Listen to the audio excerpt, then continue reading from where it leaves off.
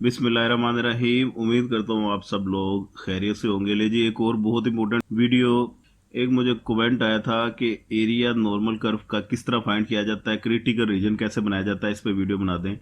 तो ये जी टेस्ट के रेलिवेंट जी वैल्यू कैसे देखी जाती है, उसका एरिया नॉर्मल कर्व का कैसे बनाया जाता है, ये वीडियो स्पेसिफिकली इस टॉपिक के लिए है। क्योंकि टी टेस्ट का भी अगर मैं बताऊंगा और दूसरे भी टेस्ट बताऊंगा तो वो थोड़ा सा काम लेंथी हो जाएगा। जी टेस्ट को भी ध्यान से समझ लें फिलहाल, बाकी इसकी निस्बत थोड़ा सा आसान होता है काम।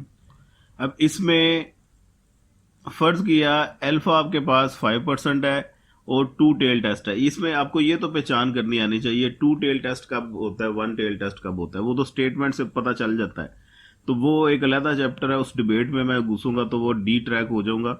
अभी फिलहाल अगर आपके पास अल्फा 5% है और टू टेल टेस्ट है, टू टेल टेस्ट जब भी होगा अल्फा को टू पे डिवाइड करेंगे आप, तो वो आपका निकल आएगा 0.05 को टू पे डिवाइड किया 0.025, 2.5% बनता है। अब आपने ये डायग्राम प्लॉट की, ये प्लॉट करने के बाद हमेशा जी जी में आपने क्या करना है, सेंटर में लाइन लगा देनी है। 100% टोटल एरिया होता है, सेंटर में लाइन लगा देंगे, 50% इस तरफ आ जाएगा, 50% इस तरफ आ जाएगा। सही है जी।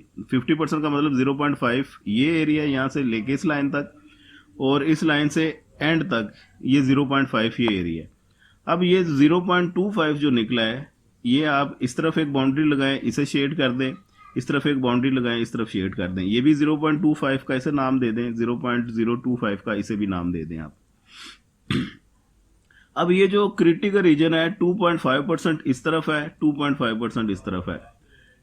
सेंट्रल वैल्यू से लेके यहां तक फिर एरिया कितना होगा, डेफिनेटली आप 0.5 में से ये 0.025 माइनस करेंगे तो यही आएगा ना।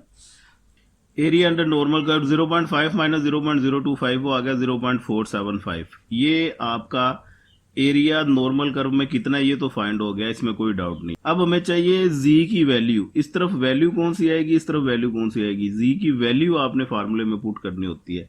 जी की वैल्यू देखने के लिए जी के टेबल में जाना पड़ेगा।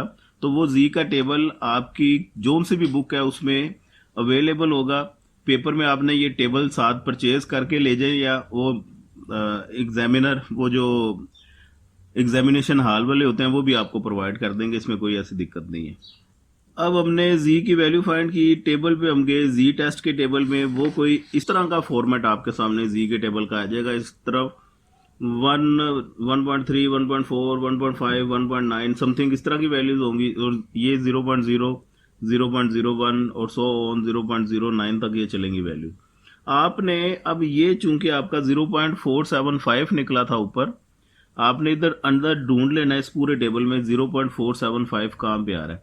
475, या अगर एग्जैक्ट 475 ना मिले तो इससे करीब 3 बड़ी वैल्यू देखनी होती है हमने।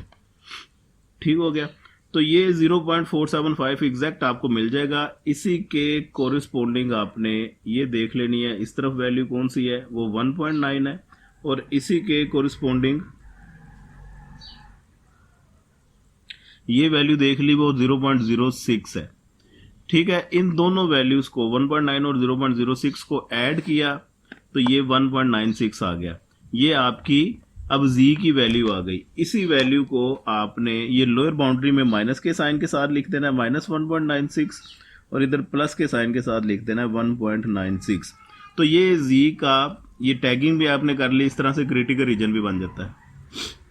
हाँ जी, अब आते हैं जब आपके पास अल्फा जोन सा है वो 0.05 हो और ये टू टेल ना हो, वन टेल हो, तो उस सूरत में क्या करेंगे।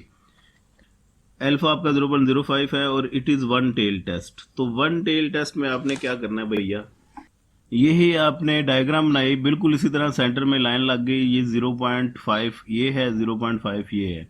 अब आपने वो आपको वन टेल, वो या तो आपका लेफ्ट टेल होगा या राइट टेल होगा, ये भी मेरा ख्याल है आपको डिफरेंस पता होगा। सपोज कर लेते हैं राइट टेल है, तो इस तरफ आपने बाउंड्री लगा देनी है, और ये 0.05 5% ये एरिया है। अगर ये आपका 5% है तो डेफिनेटली 45% ये होगा ना। नहीं तो आप 0.5 में से 0.05 माइनस कर लें, वो 0.45 आ जाएगा आपका ये। अब इस 0.45 को अगेन तरीकाकार वही है, जी की वैल्यू आपने देखनी है कि इस तरफ जी की वैल्यू कौन सी आएगी। तो वो टेबल में आप ढूंढ लें 0.45 कहाँ पे है, या इससे करीब तरीन बड़ी वैल्यू कौन सी है। तो ये इस टेबल में आपने इसको जब सॉर्ट आउट किया तो ये है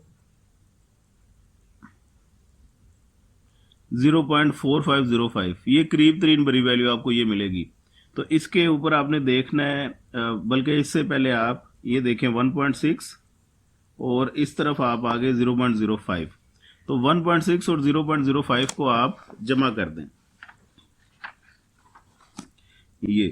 ये जी की वैल्यू आ गई 1.65। तो 1.65 ये चूंकि राइट टेल टेस्ट है तो इधर आ जाएगा 1.65। अगर ये लेफ्ट टेल टेस्ट होता तो शेडिंग यहाँ पे होनी थी, बाउंड्री यहाँ पे लगनी थी, यह तरीकाकार सारा यही होना था, लेकिन यहाँ पे मुझे फिर लिखना पड़ना था -1.65। ठीक है, राइट टेल में प्लस का साइन आता है, इस साइड पे लेफ्ट साइड पे माइनस का साइन आता है। बस ये फर्क आप याद रखें, ये जी की वैल्यू आ गई। उम्मीद है ये कॉन्सेप्ट आपको समझ में लग गया होगा। अच्छी तैयारी करें, वीडियो पसंद आई हो दोस्तों के साथ शेयर करें, अपना ढेर सारा ख्याल रखें। नोट्स अवेलेबल हैं, किसी को चाहिए हो वो रब्ता करें। ऑनलाइन सेशन हमारे कंटिन्यू है, वो आप ज्वाइन कर सकते हैं। दुआ में याद रखिएगा। पाकिस्तान जिंदाबाद।